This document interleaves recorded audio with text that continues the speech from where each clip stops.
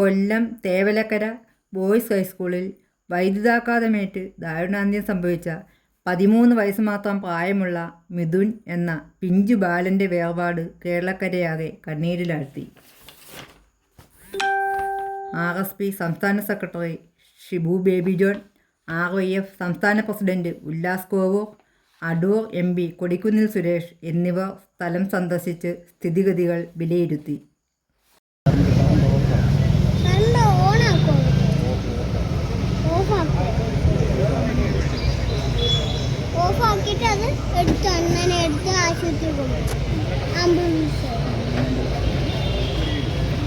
വിലക്ക് എന്തെങ്കിലും ജീവന് വില കൽപ്പിക്കുന്നവരാണെങ്കിൽ ഇങ്ങനെ ഒരു ലൈൻ അതിൻ്റെ താഴെ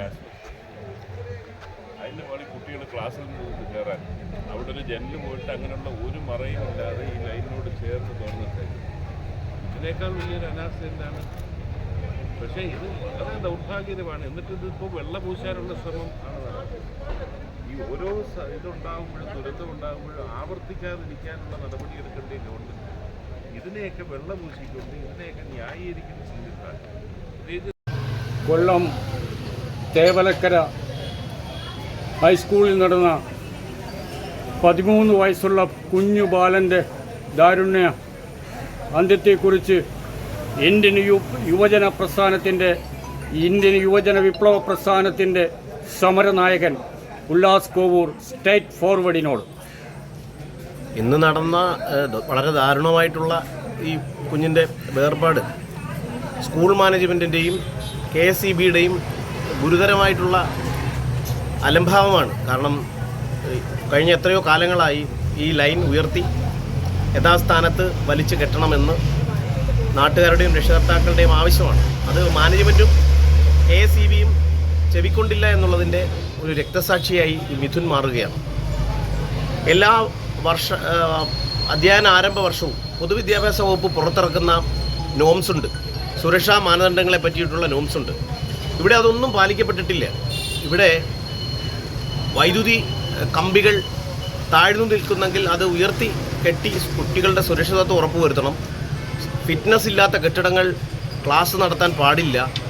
അങ്ങനെ തുടങ്ങി ഒട്ടേറെ മാനദണ്ഡങ്ങൾ പൊതുവിദ്യാഭ്യാസ വകുപ്പിൻ്റേതായി സർക്കുലർ എല്ലാ വർഷാദ്യവും എല്ലാ സ്കൂൾ ആരംഭ സമയത്ത് തന്നെ അതിനു മുമ്പ് തന്നെ സ്കൂൾ അധികൃതർക്ക് കൊടുക്കുന്നതാണ്. എന്നാൽ തേവലക്കര ബോയ്സ് ഹൈസ്കൂളിൽ കഴിഞ്ഞ മെയ് 31 റിട്ടയർ ചെയ്ത HM വാക്കാൽ KSEBയോട് പറഞ്ഞു എന്നാണ് അവരിപ്പോൾ പറയുന്നത്. ഞങ്ങൾ KSEBയുമായി ബന്ധപ്പെട്ടപ്പോൾ അങ്ങനൊരു ആപ്ലിക്കേഷനോ എസ്റ്റിമേറ്റോ അവിടെ എത്തിയിട്ടില്ല, അത് എടുക്കാൻ മാനേജ്മെൻറ്റ് തയ്യാറായില്ല. ഇപ്പോൾ ഇങ്ങനൊരു ഗുരുതരമായ അപകടം സംഭവിച്ചപ്പോൾ മാത്രമാണ് ഞങ്ങൾ അപേക്ഷ കൊടുത്തിരുന്നു എന്ന ഒരു നിരുത്തരവാദപരമായ നിലപാട് ഈ മാനേജ്മെൻറ്റ് സ്വീകരിച്ചിട്ടുള്ളത്. ഈ മാനേജ്മെൻറ്റ് CPIMൻ്റെ കൃത്യമായ ഭരണസമിതി നിയന്ത്രിക്കുന്ന മാനേജ്മെൻറ്റാണ്.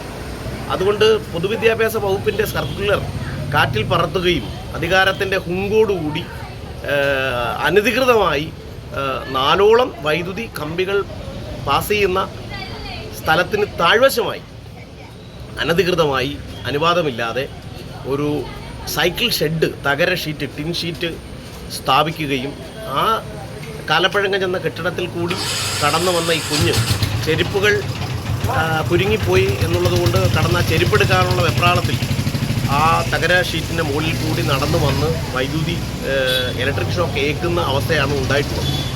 ഇത് അവിടെ എന്തെങ്കിലും ഒരു സുരക്ഷാ മാനദണ്ഡമോ സുരക്ഷാ വേലിയോ ഒന്നും ഒരു മറവുമില്ല. ഈ കാലഹരണപ്പെട്ട എത്രയോ 70 വർഷത്തിന് അപ്പുറം പഴക്കമുള്ള സ്കൂൾ കെട്ടിടമാണ്.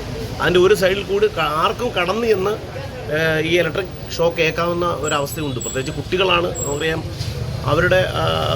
അവർ പെട്ടെന്ന് അത് ചെരുപ്പെടുക്കാനുള്ള ഉദ്യമത്തിലാണ് വന്നത്.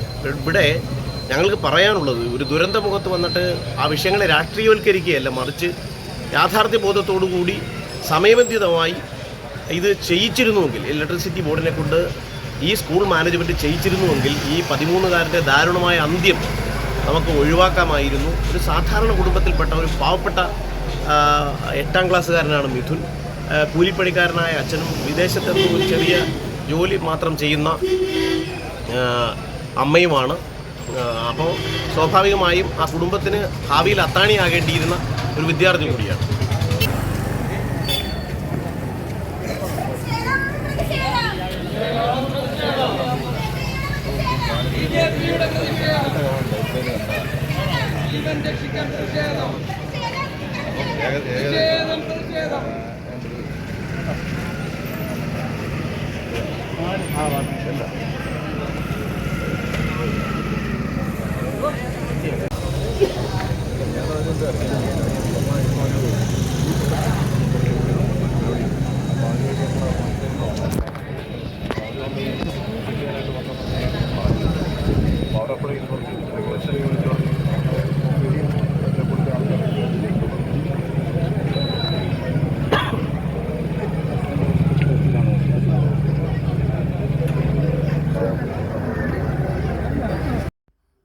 സ്ട്രെയിറ്റ് ഫോർവേഡ് തേവലക്കര കൊല്ലം.